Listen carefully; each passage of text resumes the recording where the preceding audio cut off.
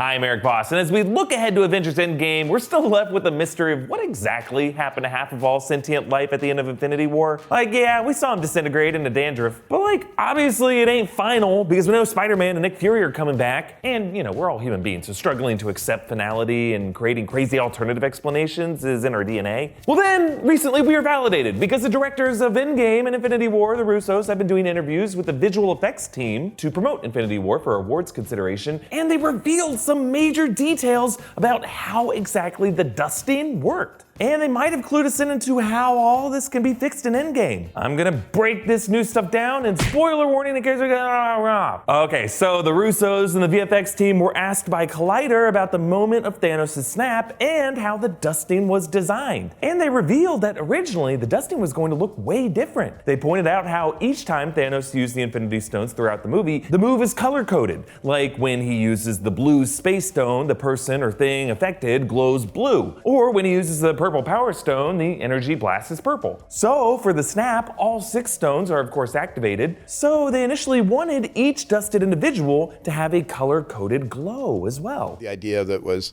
that there was the dust and there was kind of a light, interior light, like the soul was there. And Interesting, so let's picture that. In addition to the character fading into dust, an inner light showing their soul or essence was going to be there as well. This actually reflects some imagery that we saw in concept art for the film, depicting Thanos blasting the heroes' souls from their bodies. The artists went on to say that they decided to change this because this glowing soul thing was distracting from the actors' performances, which actually told them a lot more about the characters in these moments. He singled out Tom Holland, who portrayed Peter Parker's death as a slow, gradual bleed out. His spidey sense allowed him to detect death's approach, so he tried to escape it the same way that the kid has escaped every other threat that he has sensed. And the way he dusts away reflects that struggle, gradually working up his body until he whispers his final apology to Tony Stark. By comparison, Scarlet Witch's death that we saw is more of a surrender. In a way, she has already died before the snap, when Thanos killed Vision. So notice how Elizabeth Olsen throws her head back and gives in to the dust, as if to say, just take me away from this pain. They also mentioned Bucky, the first character we saw fade away. He holds off just long enough to ask, Steve?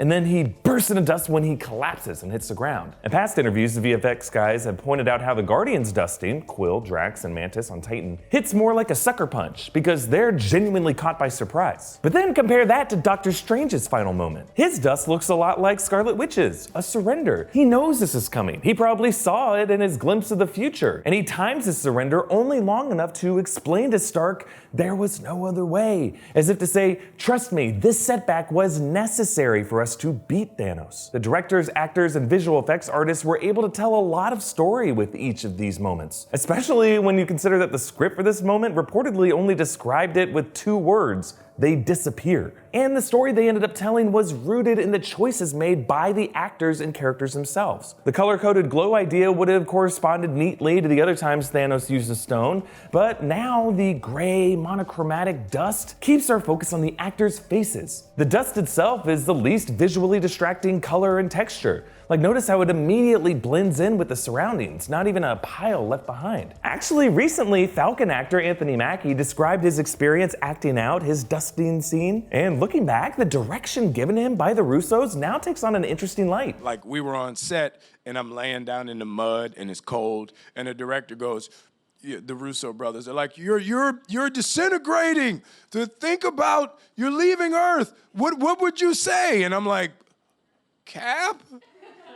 Dust. Yeah, definitely worth noting that the Russos told Mackie that Falcon was leaving Earth. It's a very spiritual way to describe this moment. Rather than the fear of finality, which was the emotional base for Peter Parker's final moments, they wanted Falcon to seem like he was departing this earthly realm and transporting to a different place in the cosmos. Maybe they simply wanted Mackie to think about the traditional view of heaven or the afterlife. But to me, this does echo the description of the VFX team, this idea of an inner soul that the heroes dust into. So if all the dusted souls actually went somewhere, where do they go? Well, they could be contained in the Soul Stone like Gamora was, in a kind of suspended state, a spiritual limbo for ghosts. Or maybe since they said each dust was going to be color-coded initially, maybe each of the dusted could be trapped inside a different stone. Or if we, open our brains to more cosmic possibilities, leaving Earth could bring them to another dimension entirely. Like they could be in Hell, the grim afterlife dimension that Thor's sister Hela was banished to. Or they could be somewhere in the quantum realm. There was that theory we discussed that the orange quantum healing particles could be subatomic fragments of people's souls. I don't know if that's true, but we do know that a big part of Avengers Endgame will be quantum related. We've seen some toy leaks with the Avengers wearing new gray armor that look a lot like Hank Pym's quantum suit from Ant-Man the Wasp.